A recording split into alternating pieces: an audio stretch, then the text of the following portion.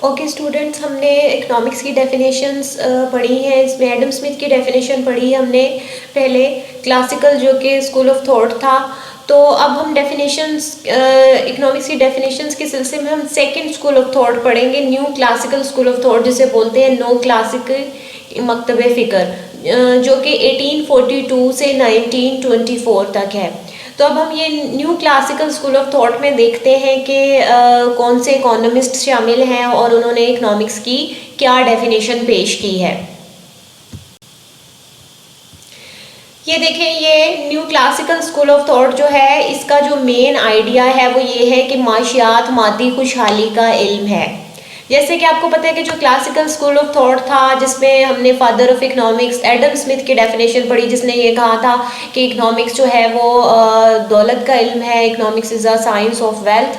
تو اس ڈیفینیشن کے جواب میں بہت سارے لوگوں نے کچھ کرٹیسزمس پیش کیے، اس پہ بہت زیادہ کرٹیسائز کیا، اس کو برا کہا، اس کی ڈیفینیشن کو بہت ساری ایمبیگوٹیز پیدا ہو گئیں، یعنی کہ بہت ساری ایسی چیزیں تھیں جن کو کلیئر کرنے کی ضرورت تھی. تو وقت کے ساتھ ساتھ جو ایڈم اسمتھ کی ڈیفینیشن تھی، وہ ڈیفینیشن جو ہے مزید اس میں امپروومنٹ ہوتی گئی، اور اکنامکس کا جو سبجیکٹ ہے یہ مزید وسیع ہوتا گیا، اور اس کی جو صحیح شکل ہے وہ لوگوں کے سامنے آتی گئی. تو ایکچولی جو یہ ڈیفینیشن ہے، یہ ایڈم اسمتھ ہی کی ڈیفینیشن کو مزید اچھے طریقے سے ایکسپلین کرتی ہے. یعنی کہ اس میں ہم یہ دیکھتے ہیں کہ اکنامکس جو ہے مادی خوشحالی کا علم ہے. دولت کا علم تو ہے، لیکن اس کے ساتھ ساتھ مادی خوشحالی کا علم بھی ہے. تو اس کے اندر ہم دیکھتے ہیں کون کون سے اکانومسٹ تھے. تو جو نو کلاسیکل اسکول آف تھاٹ ہے، اس کے اندر جو پرومیننٹ اکانومسٹ ہے وہ ہے الفرڈ مارشل. ٹھیک ہے، اس کی یہ ڈیفینیشن ہم نے پڑھنی ہے مارشل کی. تو یہ کیمبرج یونیورسٹی سے ان کا تعلق تھا. ٹھیک ہے، الفرڈ مارشل کا تعلق، تو انہوں نے اکنامکس کی نئے سرے سے تعریف کی. اب یہ جو نو کلاسیکل اسکول آف تھاٹ ہے، اس کے اندر مارشل کے ساتھ ساتھ کچھ اور لوگ بھی شامل ہیں جو اس کے فالوورز ہیں، جیسے پیگو ہے، کینن ہے، پریٹو اور جے بی کلارک. ٹھیک ہے، یہ سارے اکانومسٹ کا نام آپ کو یاد ہونا چاہیے. یہ جو سارے اکانومسٹ ہیں، ان کو ہم ویلفیئر اکانومسٹ کہتے ہیں، کیونکہ انہوں نے اکنامکس کو مادی خوشحالی کا علم قرار دیا تھا، اس لیے ان کو فلاحی معاشین کہتے ہیں. کیونکہ انہوں نے اکنامکس کا جو کنسیپٹ پیش کیا تھا، ان کا خیال تھا کہ اکنامکس ایک ایسا سبجیکٹ ہے جس کو پڑھنے سے انسان اپنی مادی خوشحالی میں اضافہ کر سکتا ہے. تو پیگو کے الفاظ میں علم معاشرت کا تعلق معاشرتی بہبود کے اس پہلو سے ہے جسے بالواسطہ یا بلا واسطہ پیمانہ زر سے ماپا جا سکے. یعنی کہ ہم وہ ان چیزوں کے بارے میں اسٹڈی کرتے ہیں جن کو ہم منی کی مدد سے خریدتے اور بیچتے ہیں، اور اس سے ہماری ویلفیئر میں اضافہ ہوتا ہے ان چیزوں کے استعمال سے. تو ڈاکٹر مارشل نے جو بک لکھی ہے، یہ ایک امپورٹنٹ پوائنٹ ہے. ڈاکٹر مارشل نے 1890 میں ایک بک لکھی جس کا نام تھا پرنسپلز آف اکنامکس، اور اس بک کا نام اور یہ ڈیٹ یاد رکھنا بھی آپ کے لیے بہت ضروری ہے. تو اب ہم جو ہے اس کی ڈیفینیشن کی طرف آ جاتے ہیں. ٹھیک ہے، یہ ڈیفینیشن اس کی ہم یہ دیکھتے ہیں مارشل نے کیا کہا تھا. Economics is the study of mankind in the ordinary business of life.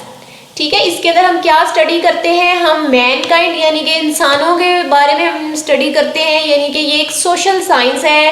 Main kind کا تعلق، جب بھی ہم انسانوں کے بارے میں اسٹڈی کرتے ہیں تو اس کا مطلب ہے ان کے بیہیویئرس کو ہم اسٹڈی کر رہے ہیں. تو یہ ایک سوشل سائنس ہے.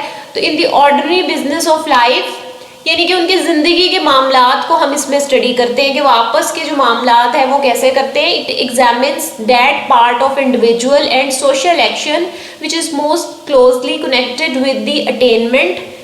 ٹھیک ہے، attainment mean حصول with the use of material requisites. material requisites کا مطلب وہ چیزیں جو مادی ہیں، یعنی کہ ہمیں اور جن کا استعمال جو ہے وہ ضروری ہے. material requisites of well-being.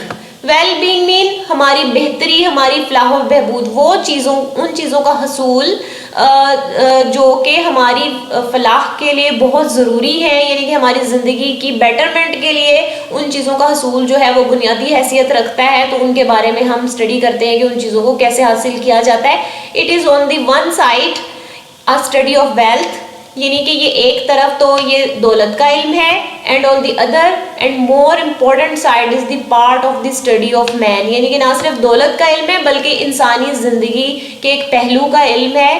تو یعنی کہ مارشل نے جو اس ڈیفینیشن سے آپ کو پتہ چل رہا ہے کہ مارشل نے جو پچھلی ڈیفینیشن ہے اس کو ڈینائی نہیں کیا تھا، یعنی کہ جو پچھلی ڈیفینیشن تھی ایڈم اسمتھ کی اس میں اس نے اس کو اسٹڈی آف ویلتھ کہا تھا، تو اس نے بھی اس کو اسٹڈی آف ویلتھ کہا ہے لیکن اس کو زیادہ بہتر طریقے سے اس نے پچھلی ڈیفینیشن کو ایکسپلین کیا ہے، اس میں بہتری لے کے آیا ہے، اس ڈیفینیشن کو اس نے جو ہے ڈینائی نہیں کیا، اس کو غلط ثابت نہیں کیا بلکہ اس میں مزید امپروومنٹ کی ہے اس ڈیفینیشن میں.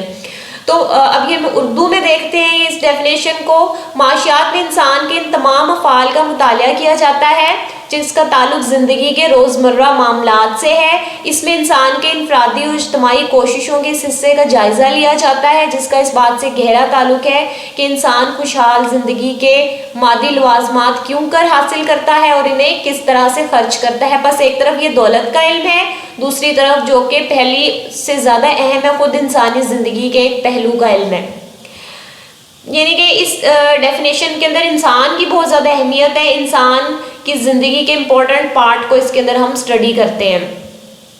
صرف ہم دولت کو اسٹڈی نہیں کرتے، دولت کے حصول کو اسٹڈی نہیں کرتے بلکہ انسانوں کی ویلفیئر، ان کی جو ویلفیئر ہے اور بہتری ہے، فلاح ہے، اس کو ہم اس کے اندر اسٹڈی کرتے ہیں. اب ہم آ جاتے ہیں مارشل کی ڈیفینیشن کے امپورٹنٹ پوائنٹس کی طرف، اہم نکات. اس ڈیفینیشن کے کچھ اہم نکات جو ہیں وہ کیا ہیں ان کو ہم الگ الگ سے اسٹڈی کرتے ہیں. علم معاشیات میں ان لوگوں کے اعمال کا جائزہ لیا جاتا ہے جو معاشرے میں عام لوگوں کی سی زندگی بسر کرتے ہیں، اپنے روزمرہ کے معاملات آپس میں طے کرتے ہیں. جو لوگ آبادی سے دور جنگلوں میں تارک الدنیا کی حیثیت سے زندگی گزارتے ہیں، ان کے اعمال کا مطالعہ علم معاشیات کے دائرہ کار میں نہیں آتا. آبادی سے دور جنگلوں میں زندگی گزارنے کا مطلب یہ ہے، تارک الدنیا ہونے کا مطلب یہ ہے کہ آپ دنیا کو چھوڑ کے ایک طرف الگ سے جو معاشرے سے دور بالکل الگ تھلگ زندگی جنگل میں جا کے گزارنا شروع کر دیں تو پھر آپ کا جو لین دین ہے لوگوں کے ساتھ نہیں ہوگا. بس آپ خود سے ہی اپنا جو ہے جو ڈیلی بیسس پہ آپ کی ضروریات ہے خود سے ہی پوری کر رہے ہیں، خود سے ہی اپنی خوراک پیدا کر رہے ہیں، خود سے ہی اپنے رہنے کا، کپڑوں کا، جو بھی بیسک نیڈز ہیں آپ ان سب کا انتظام خود کریں، کسی انسان سے آپ کا لینا دینا نہیں ہے. تو اس لیے ہم ایسے شخص کو ہم اس اکنامکس میں اسٹڈی نہیں کرتے، ہم اکنامکس میں ان لوگوں کو اسٹڈی کرتے ہیں، یعنی کہ علم معاشیات کا تعلق ان لوگوں سے ہے جو آپس میں لین دین کرتے ہیں، ٹھیک ہے، آپس میں معاملات طے کرتے ہیں. ظاہر ہے وہ آپس میں معاملات تبھی طے کریں گے جب وہ ایک دوسرے کے ساتھ رہیں گے ایک معاشرے کی شکل کے اندر. ٹھیک ہے، معاشرہ طے پاتا ہے کیسے قائم ہوتا ہے، بہت سارے لوگ جو ہیں جہاں پر جب ایک کمیونٹی کے فارم میں ایک ساتھ رہ رہے ہوتے ہیں تو ان کے آپس میں لین دین ہوتا ہے. جیسے ہم ہر چیز اپنی خود پیدا نہیں کرتے، کچھ چیزیں ہم خود پیدا کر لیتے ہیں، کچھ دوسروں سے خرید لیتے ہیں، اس طرح ہم اپنی اشیاء ایک دوسرے سے ایکسچینج کرتے ہیں، ایک دوسرے سے گیو اینڈ ٹیک کرتے ہیں اور سارے جو معاشی معاملات ہیں وہ ہم طے کرتے ہیں. تو اکنامکس میں ہم اسی چیز کو اسٹڈی کرتے ہیں کہ لوگ آپس میں کیسے لین دین کر رہے ہیں. ٹھیک ہے، تو یہ فرسٹ پوائنٹ تھا. اب سیکنڈ پوائنٹ کی طرف آ جاتے ہیں ہم. سیکنڈ پوائنٹ جو ہے وہ ہے صرف مادی نوعیت کی اشیاء. ٹھیک ہے، اکنامکس میں ہم ان اشیاء کا لین دین جیسے کہ ہم نے اوپر پڑھا کہ معاشرے میں جو لوگ اکٹھے رہ رہے ہوتے ہیں اور وہ آپس میں لین دین کرتے ہیں، اپنے معاملات طے کرتے ہیں، اشیاء خدمات آپس میں جو اشیاء ہیں وہ آپس میں ایکسچینج کرتے ہیں. تو یہاں پر جو چیزیں وہ آپس میں ایکسچینج کرتے ہیں وہ صرف مادی اشیاء ہوں گی جو آپس میں وہ ایکسچینج کریں گے، ایک دوسرے سے لیں گے یا دیں گے، خریدیں گے یا بیچیں گے، وہ صرف مادی اشیاء ہوں گی. مادی اشیاء کیا ہوتی ہیں؟ وہ ساری چیزیں جو جگہ گھیرتی ہیں یا وزن رکھتی ہیں، نظر آتی ہیں آپ کو، آپ انہیں چھو سکتے ہیں، وہ مادی اشیاء ہیں. جیسے کہ بک ہے، پین ہے، کپڑے ہیں، جوتے ہیں، خوراک ہے، یہ ساری کیا چیزیں ہیں؟ یہ مادی نوعیت کی اشیاء ہیں کیونکہ یہ آپ کو نظر آتی ہیں اور فزیکل فارم میں یہ آپ کے سامنے موجود ہوتی ہیں. ان کو آپ خرید سکتے ہیں، بیچ سکتے ہیں. تو یہ جو مادی اشیاء ہوتی ہیں ان کو کیسے پیدا کیا جاتا ہے اور یہ کیسے آپ خریدتے اور بیچتے ہیں یہ ایک معاشرے میں رہتے ہوئے، تو اسی کو ہم اسٹڈی کرتے ہیں اکنامکس میں. ٹھیک ہے، انفرادی طور پہ یا اجتماعی طور پہ آپ کچھ اشیاء اکیلے پیدا کرتے ہیں، یعنی کہ ایک انڈیویجول انسان جو ہے کوئی کاروبار کرتا ہے، کوئی شے پیدا کر رہا ہے، اور بعض اوقات اشیاء جو ہے مل کے بھی لوگ پیدا کرتے ہیں. جیسے ایک بزنس ہے وہ بہت سارے لوگ مل کے بھی کر سکتے ہیں، ایک شخص بھی کر سکتا ہے وہ بزنس اشیاء پیدا کر سکتا ہے. تو اس طرح سے یہ ساری جو کاوشیں ہیں انفرادی بھی ہو سکتی ہیں، اجتماعی بھی ہو سکتی ہیں، لیکن ہم اس میں صرف مادی اشیاء شامل کرتے ہیں، جو غیر مادی ہوتی ہیں وہ اس میں شامل نہیں ہے۔ غیر مادی اشیاء کون سی ہوتی ہیں؟ جو آپ کو نظر نہیں آتی لیکن وہ بھی آپ کے لیے ضروری ہوتی ہے۔ فار ایگزامپل آپ ایجوکیشن حاصل کر رہے ہیں، تعلیم، تو آپ لیکچر لے رہے ہیں، تو یہ آپ اس کے بدلے آپ فیس پے کر رہے ہیں کالج کو، اور آپ ایک لیکچر لے رہے ہیں، ایجوکیشن حاصل کر رہے ہیں، ایجوکیشن پرچیز کر رہے ہیں آپ، لیکن ایجوکیشن جو ہے وہ مادی شے نہیں ہے، وہ غیر مادی شے ہے۔ اور غیر مادی اشیاء آپ پڑھ چکے ہیں، غیر مادی اشیاء میں کیا آ جاتا ہے؟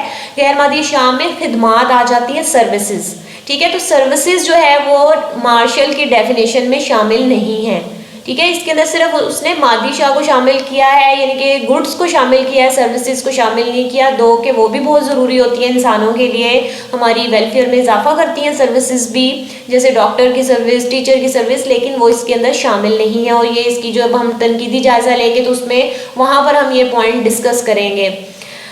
تو تھرڈ جو پوائنٹ ہے وہ ہے انسان کی ہر کاوش کا تعلق انسانی زندگی کو خوشحال بنانے سے مختص ہونا چاہیے، یعنی کہ ہم نے جو چیزیں پڑھی، آپس کے معاملات، مادی اشیاء کی پیدا کرنا، اس کو خریدنا اور بیچنا، ان ساری ایکٹیویٹیز کا کیا مقصد ہونا چاہیے؟ انسانی زندگی کو خوشحال بنانا، یعنی کہ انسان جو معاشرے میں رہ کر آپ جو بھی لین دین کرتے ہیں آپس میں، اس کا ایک ہی مقصد ہوتا ہے۔ جیسے آپ کوئی چیز بیچ رہے ہیں یا آپ کوئی چیز خرید رہے ہیں، دونوں صورتوں میں جو ہے آپ کا جو مقصد کیا ہے؟ آپ کا مقصد زندگی کو خوشحال بنانا ہے۔ جب آپ کوئی چیز خرید رہے ہوتے ہیں تو آپ کو اس چیز کی ضرورت ہے، آپ کو اس سے افادہ حاصل ہوتا ہے، تو اس لیے آپ اسے خریدتے ہیں، اس سے آپ کی زندگی خوشحال ہوتی ہے۔ اگر آپ بیچتے ہیں تو بھی آپ کو انکم حاصل ہوتی ہے، اس انکم سے آپ کی زندگی خوشحال ہوتی ہے۔ تو چاہے آپ اشیاء خرید رہے ہیں، بیچ رہے ہیں، کوئی بھی معاشی ایکٹیویٹی آپ کر رہے ہیں، معاشی سرگرمی کر رہے ہیں، اس کا مقصد کیا ہے؟ زندگی کو خوشحال بنانا، اپنی زندگی کو بہتر بنانا۔ آپ پہلے سے ویل آف ہونا چاہتے ہیں۔ اس طرح سے نو کلاسیکل مکتب فکر کے لوگوں نے ان اعتراضات کا جواب دیا جو کہ ایڈم اسمتھ اور اس کی پیروکاروں پر لگائے گئے تھے۔ مارشل نے اس بات سے انکار نہیں کیا کہ معاشیات دولت کا علم نہیں ہے، بلکہ اس نے اسے دولت کا ہی علم قرار دیتے ہوئے اس بات کی وضاحت کی کہ یہ دولت کے اس حصے کا مطالعہ کرتا ہے جسے خرچ کر کے انسان اپنی زندگی کو خوشحال بنا سکتا ہے۔ تو اسے کیا پتہ چلا کہ مارشل کی جو ڈیفینیشن تھی، اس نے ایڈم اسمتھ کی ڈیفینیشن پہ ہونے والے اعتراضات کو دور کیا، اس کو مزید بہتر بنایا، اچھے طریقے سے اسے ایکسپلین کیا، اور اس نے بتایا کہ یہ دولت کے اس حصے کا مطالعہ کرتا ہے، معاشیات کا سبجیکٹ، جس سے انسان اپنی زندگی کو خوشحال بنا سکتا ہے۔ کیونکہ دولت جو ہے جو اشیاء آپ کے لیے زندگی گزارنے کے لیے ضروری ہوتی ہیں، جیسے کھانا پینا، رہائش اچھی اور دوسری ساری ضروریات، اس سے ہماری زندگی میں بہتری پیدا ہوتی ہے۔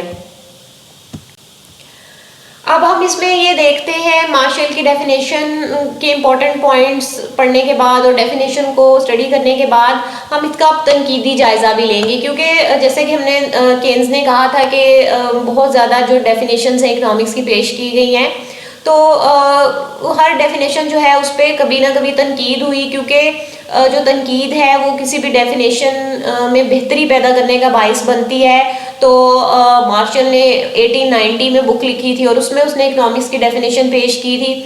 تو یہ 19th سینچری جو ہے اس کا اینڈ تھا۔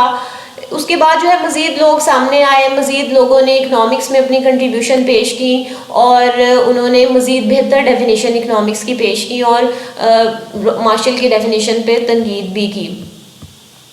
تو اب ہم اس کے جو تنقیدی جائزہ ہے وہ ہم لیتے ہیں، تو اس کی ڈیفینیشن کی جو خامیاں ہیں وہ ہم نے دیکھنی ہیں۔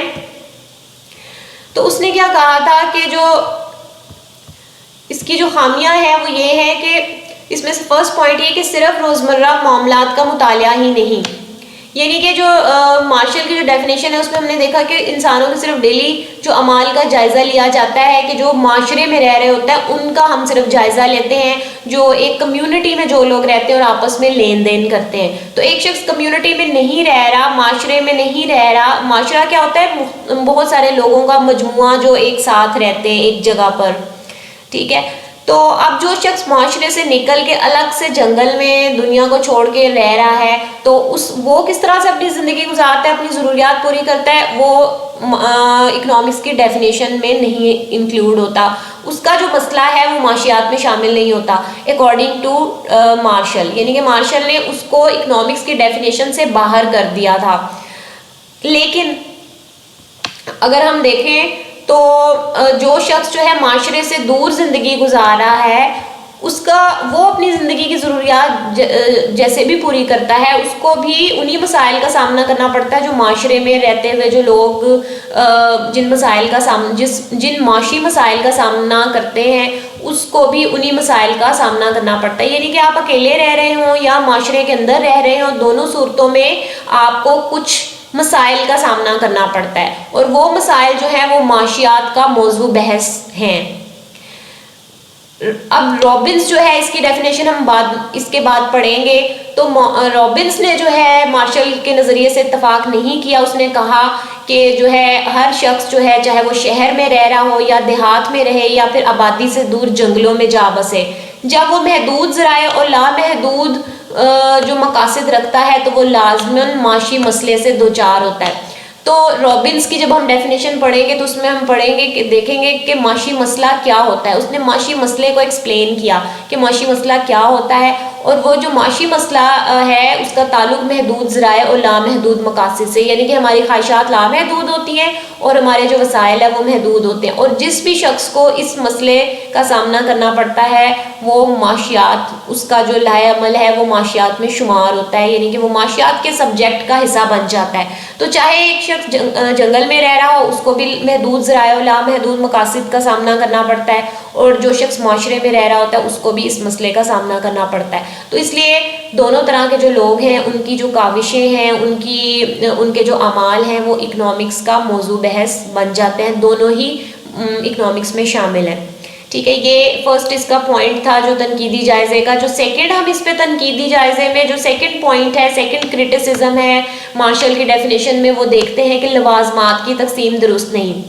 مارشل نے یہ کہا تھا کہ انسانی کوششوں کو معاشیات کے دائرے میں شامل کیا جاتا ہے جو مادی لوازمات کے حصول کے لیے ہوں.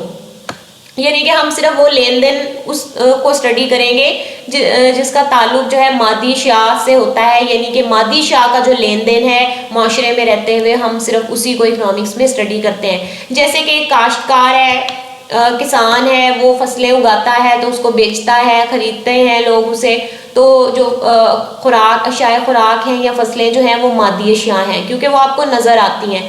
اسی طرح مزدور جو ہے وہ بلڈنگ بناتا ہے تو اس کی پیدا کردہ چیز بھی آپ کو نظر آتی ہے. بڑھئی جو ہے وہ لکڑی کی اشیاء بناتا ہے وہ بھی آپ کو نظر آتی ہیں. تو تمام اشیاء جو آپ کو نظر آتی ہیں اور فزیکل فارم میں موجود ہوتی ہیں وہ مادی اشیاء, ان کا جو لین دین ہے وہ اکنامکس میں شامل ہوتا ہے اکارڈنگ ٹو مارشل. لیکن جو ہے جب ہم رابنس کی ڈیفینیشن پڑھیں تو ہمیں پتہ چلتا ہے کہ صرف مادی اشیاء جو ہے وہی اکنامکس میں شامل نہیں ہوتی بلکہ غیر مادی اشیاء بھی شامل ہوتی ہیں جن کو ہم خدمات کہتے ہیں. ٹھیک ہے, تو کیونکہ صرف ہمیں فزیکل فارم میں جو اشیاء ہیں ان کی ضرورت نہیں ہوتی بلکہ ہمیں خدمات کی بھی ضرورت ہے. ہمیں صرف خوراک کی, کپڑوں کی, فرنیچر کی ضرورت نہیں ہے بلکہ ہمیں ٹیچر کی خدمت کی بھی ضرورت ہے, جج کی بھی ہمیں ضرورت ہے, وکیل کی سروسز کی بھی ضرورت ہے. ہم بیمار ہو جائیں تو ہمیں ڈاکٹر سے مشورہ بھی چاہیے, ڈاکٹر ہمیں مشورہ دیتا ہے تو اس کے بدلے وہ فیس لیتا ہے. تو اس طرح سے ڈاکٹر بھی ہماری جو معاشی ضرورت ہے وہ پوری کر رہا ہوتا ہے, روپے پیسے کے بدلے وہ ہمیں سروسز اپنی دے رہا ہے, اپنی اسکل بیچ رہا ہے. ٹھیک ہے, تو یہ ساری اسکلز بھی انسانوں کے لیے ضروری ہوتی ہیں کیونکہ یہ ہماری بہت ساری ضروریات کو پوری کرتی ہیں.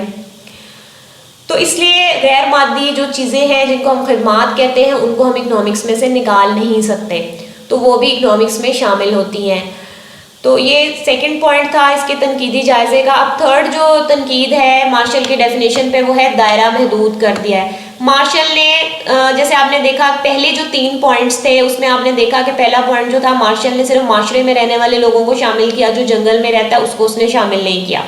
سیکنڈ پوائنٹ میں آپ نے دیکھا کہ جو ہے مارشل نے جو ہے صرف فزیکل جو چیزیں ہوتی ہیں مادی اشیاء ان کو شامل کیا, جیسے گندم, جوتا, کپڑا, اس کو اس نے اکنامکس میں شامل کیا, جبکہ جو ہے نا خدمات ان کو شامل نہیں کیا. تو اس طرح سے مارشل نے جو ہے وہ اکنامکس کا دائرہ محدود کر دیا, یعنی کہ اس نے مادی اشیاء غیر مادی اشیاء کو ایک تو نکال دیا ہے, دوسرا جو لوگ جنگل میں رہ رہے ہیں الگ سے معاشرے سے زندگی گزار رہے ہیں ان کو بھی اکنامکس میں سے نکال دیا ہے. تو اس لیے اس نے اکنامکس کی ایک کمپلیٹ ڈیفینیشن اس نے پیش نہیں کی, بہت ساری چیزوں کو اس نے اکنامکس میں سے نکال دیا ہے جبکہ وہ چیزیں اکنامکس میں شامل ہوتی ہیں. 4 इसका जो पॉइंट है वो है फलाह का मफहूम वाज़िया नहीं। ठीक है, ये इसका 4th तनकीदी जायज़ा है, इसका उसका 4th पॉइंट है, ये 4th क्रिटिसिज्म के हवाले से ये 4th पॉइंट है। फलाह को मुख्तलिफ मायनों में लिया जाता है। ये एडम स्मिथ ने कहा था कि इकनॉमिक्स में हम उन अमाल का मुताला करते हैं या उन जिनका ताल्लुक अशिया के लेन देन से है और जो इंसान की फलाह में इजाफा करती हैं। तो जो फलाह होती है वेलफेयर, ये जो है एक ऐसा कॉन्सेप्ट है जो उसने वाज़िया नहीं किया कि फलाह क्या होती है। ठीक है, इसको एक्सप्लेन करना इस लफ्ज़ को बहुत ज़रूरी है। तो उसकी डेफिनेशन में इस वर्ड को अच्छे से एक्सप्लेन नहीं किया गया। मसलन जो शख्स सिगरेट नोशी करता है इसके लिए तो सिगरेट में फलाह है, और जो शख्स सिगरेट नहीं पीता इसके लिए इसमें फलाह नहीं होती। यानी कि आप कंप्लीट ये नहीं कह सकते कि किस चीज़ में फलाह है, किस चीज़ में आपके लिए फलाह नहीं। इसमें आप ये एग्जांपल भी दे सकते हैं, जिस तरह एक पढ़े लिखे आदमी के लिए तो कलम में फलाह है, लेकिन एक अनपढ़ आदमी के लिए कलम में फलाह नहीं है। जैसे आप इकनॉमिक्स पढ़ रहे, इकनॉमिक्स का आपका सब्जेक्ट है, तो आपके लिए इकनॉमिक्स की जो बुक है उसके अंदर आपकी फलाह है, क्योंकि आपने उसको पढ़ के पेपर पास करना है। लेकिन ऐसा स्टूडेंट जो कि इकनॉमिक्स का स्टूडेंट नहीं है बल्कि वो साइंस स्टूडेंट है, तो उसका इकनॉमिक्स का सब्जेक्ट नहीं है, तो इकनॉमिक्स की बुक में उसके लिए वेलफेयर नहीं है, वो इकनॉमिक्स की बुक नहीं खरीदेगा। तो एक ही चीज़ के अंदर एक शख्स के लिए फलाह है और दूसरे के लिए फलाह नहीं है। तो फलाह जो है वो क्या होती है उसको आप एक्सप्लेन करना ज़रूरी है, और उसका ताल्लुक किस चीज़ से है और उसको आप कैसे मैयर कर सकते हैं, ये मार्शल ने जो है ना इन बातों को एक्सप्लेन नहीं किया अपनी डेफिनेशन में। अब जो 5th क्रिटिसिज्म है वो फलाह की पैमाइश मुमकिन नहीं। एक तो ये कि फलाह को उसने वाज़िया नहीं किया, और फलाह का ताल्लुक ज़हनी कैफियत से है। मतलब आपको कोई चीज़ जो है आपकी वेलफेयर में इजाफा कर रही है, इसका ताल्लुक आपकी ज़हनी कैफियत से, इनके अफादे का ताल्लुक आपकी ज़हनी कैफियत से होता है, इसलिए इसकी अद्दी सूरत में पैमाइश मुमकिन नहीं। हम ये तो कह सकते हैं कि समीना के लिए सेब में ज़्यादा फलाह है क्योंकि इसे वो ज़्यादा पसंद करती है, जबकि रुखसाना के लिए सेब में कम फलाह है इसलिए कि इसे ज़्यादा पसंद नहीं। लेकिन हम ये माप कर नहीं बता सकते कि इन दोनों के लिए सेब में कितनी फलाह है, यानी कि हम उसको मैयर नहीं कर सकते। जैसे कि मार्शल ने मैयर करके बताया था, यूटिलिटी की मैयरमेंट, कार्डिनल मैयरमेंट की थी जो आप पढ़ चुके हैं। लेकिन एक्चुअली जो है हम कार्डिनल मैयरमेंट नहीं कर सकते यूटिलिटी की, क्योंकि वो एक ज़हनी कैफियत का नाम है, हम नंबर्स में उसको मैयर नहीं कर सकते। पसंदीदगी का नामुनासिब इजहार, 6th जो क्रिटिसिज्म है कि जो है ना रॉबिन्स की आगे आपने डेफिनेशन पढ़नी है, उसने माशियात को गैर जानिबदार इल्म करार दिया था, इसलिए कि इस इल्म का मकसद की अच्छाई या बुराई से कोई ताल्लुक नहीं। लेकिन मार्शल ने पसंद और नापसंद का मसला खड़ा करके इल्म माशियात का दायरा महदूद कर दिया है, जो कि मुनासिब नहीं है।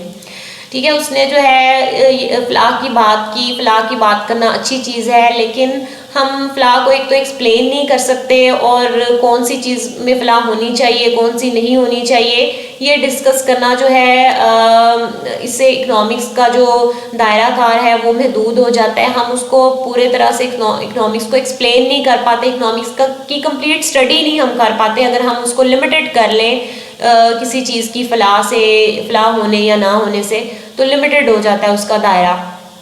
जबकि हमें इकनॉमिक्स को एज जो है ना यानी कि पॉजिटिव साइंस स्टडी करना चाहिए नॉर्मेटिव साइंस की बजाय।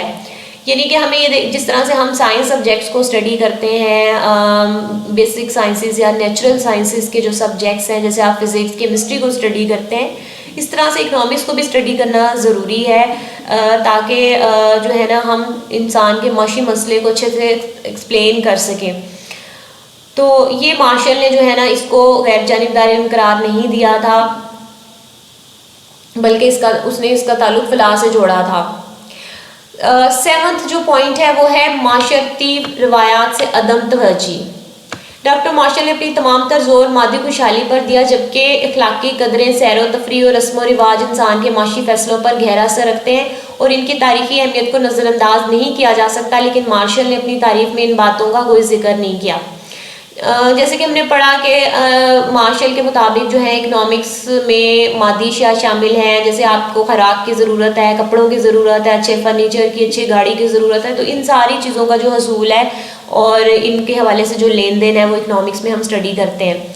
لیکن ہماری جو ویلفیئر ہے ان سب چیزوں کے خریدنے سے اور استعمال سے ہماری ویلفیئر میں اضافہ تو ہوتا ہے، لیکن ہماری ویلفیئر میں اضافہ کے لیے صرف یہی چیزیں ضروری نہیں ہیں، ہمیں اچھی خوراک اچھے کپڑے نہیں چاہیے، بلکہ ہمیں سیر و تفریح بھی چاہیے، اور رسم و رواج جو ہے اس سے بھی ہمارے معاشی فیصلوں پر اثر انداز ہوتی ہیں، ہماری ویلفیئر پہ اثر انداز ہوتے ہیں رسم و رواج بھی، اور دوسری جو اخلاقی اقدار ہیں وہ بھی اثر انداز ہوتی ہیں۔ تو مارشل نے جو ہے نا ان چیزوں کو اگنور کر دیے، ان چیزوں کا جو امپیکٹ ہے انسان کی فلاح سے جو ان کا تعلق ہے ان چیزوں کا، اس کو اس نے اکنامکس میں ڈسکس نہیں کیا۔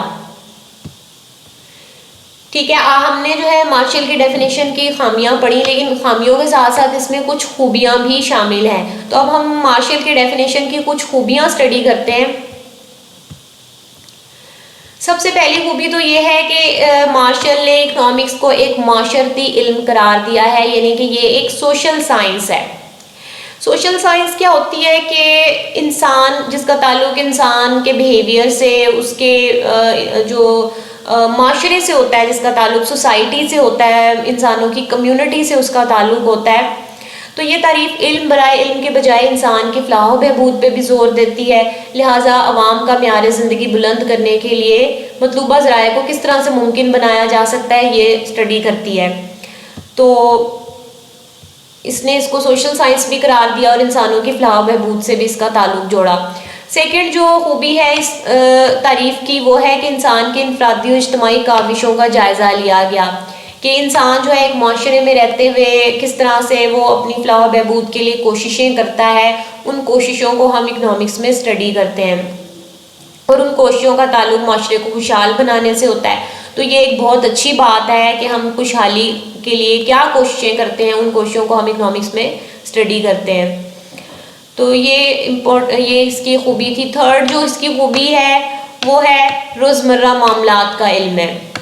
اس تعریف کے مطابق علم معاشیات میں عام آدمی کے روزمرہ کے معاملات پر بحث کی جاتی ہے، اس کا تعلق مخصوص طبقہ کے افراد سے نہیں ہے، بلکہ صارفین کے ایسے رویوں کی وضاحت کرتا ہے جو عمومی نوعیت کے، یعنی کہ جنرل بیہیویئر ہم انسانوں کا اسٹڈی کرتے ہیں۔ ہم کسی اسپیسیفک گروپ کے بارے میں اس میں اسٹڈی نہیں کرتے، اسپیسیفک انسانوں کے بارے میں نہیں، بلکہ جنرل بیہیویئر اسٹڈی کرتے ہیں کہ جنرلی انسان جو ہے وہ کیسے بیہیو کرتے ہیں، کس طرح سے اپنے معاملات چلاتے ہیں عام طور پہ، وہ ہم اس میں اسٹڈی کرتے ہیں۔ فورتھ جو امپورٹنٹ اس ڈیفینیشن کی خوبی ہے وہ ہے واضح اور ٹھوس دلائل اس کے اندر بتائے گئے ہیں۔ اس کو ایکسپلین کرنے کے لیے جن دلائل کا سہارا لیا گیا ہے وہ بالکل سمپل اینڈ افیکٹو ہیں وہ، اور اس میں اس ڈیفینیشن میں یہ بتایا گیا ہے کہ انسان اپنے معاشی لوازمات کیسے حاصل کرتا ہے اور اسے کس طرح سے اپنی فلاح میں اضافہ کرتا ہے۔ تو یہ ایک سمپل جو انسان کی زندگی کا جو اسپیکٹ ہے اس کو ڈسکس کیا گیا ہے۔ ففتھ جو پوائنٹ ہے وہ ہے جدید معاشی نظریات سے مطابقت رکھتی ہے۔ جدید معاشی نظریات جو ہیں وہ کیا ہیں؟ جدید معاشی نظریات کا تعلق جو ہے وہ ہے منصوبہ بندی اور ترقی سے، یعنی کہ جو ہم ماڈرن اکنامک تھیریز جو ہیں جو پیش کی گئی ہیں ان سب تھیریز کا مقصد جو ہے انسانی ترقی کا حصول ہے، یعنی کہ منصوبہ بندی کر کے اپنے وسائل کی منصوبہ بندی کر کے معاشی ترقی میں اضافہ کرنا جو ہے یہی جو ہے نا مقصد ہوتا ہے تمام جتنے بھی اکنامکس جو معاشی نظریات ہوتے ہیں ان کا الٹیمیٹ آبجیکٹو یہی ہوتا ہے کہ ترقی کیسے حاصل کرنی ہے، ٹھیک ہے، اور منصوبہ بندی کر کے ترقی حاصل کرنے کی کوشش کی جاتی ہے۔ جو مارشل کی ڈیفینیشن کو ہم دیکھیں تو وہ بھی انہی دونوں اسپیکٹس کے بارے میں ہمیں بتاتی ہے، تو اس لیے جدید نظریات سے یہ تعلق رکھتی ہے مارشل کی ڈیفینیشن۔ سکسٹھ جو اس کی خوبی ہے مارشل کے ڈیفینیشن کی وہ ہے دولت مادی بہبود کا ذریعہ ہے، یعنی کہ اس نے ایڈم اسمتھ کی ڈیفینیشن کو امپروو کیا، اس میں بہتری لے کے آیا وہ، اور اس کو اچھے سے ایکسپلین کیا کہ اس نے بتایا کہ جو دولت ہوتی ہے یہ کوئی بری چیز نہیں ہے، یہ صرف لالچ کی وجہ سے ہم دولت نہیں حاصل کرتے، بلکہ دولت کو حاصل کرنے کا مقصد انسانی زندگی کو خوشحال بنانا ہے۔ تو اس لیے دولت کا مطالعہ، انسان اور دولت دونوں کا مطالعہ کرنا چاہیے تاکہ ہم اپنی زندگی کو خوشحال بنا سکیں۔ تو یہ جو ہے نا یہ ڈیفینیشن تھی مارشل کی۔ یہ ہم نے مارشل کی ڈیفینیشن پڑھی جس کا تعلق جو ہے نو کلاسیکل اسکول آف تھاٹ سے تھا، جس کا مین آئیڈیا تھا کہ economics is a study about welfare. تو ہم نے جو ہے نا معاشیات کی یہ ڈیفینیشن پڑھی، اس کی خوبیاں بھی پڑھی، اس کی خامیاں بھی پڑھی ہم نے. تو یہ پڑھنے کے بعد آپ کو سمجھ آ گئی ہوگی آئی ہوپ اس کی ڈیفینیشن اور اس کے جو امپورٹنٹ پوائنٹس ہیں یہ آپ نے اچھے سے لرن کرنے ہیں. اور کیپ واچنگ. اللہ حافظ.